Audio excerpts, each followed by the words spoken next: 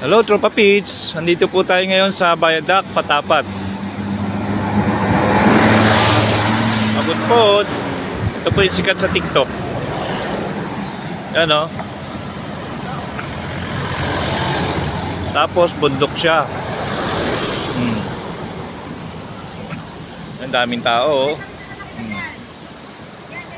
Yun o. Ganda no. Yung kabilang bansa na yun eh. Pag yung open sea na to eh, oh. Ganda po na weather dito. Hindi mainit. Napakaganda. Yung pag tinawid nyo dyan, sa ibang probinsya na siguro yan, papunta. Gilid ng bundok, oh. Sarap tumambay dito. Viaduct. Pakasarap.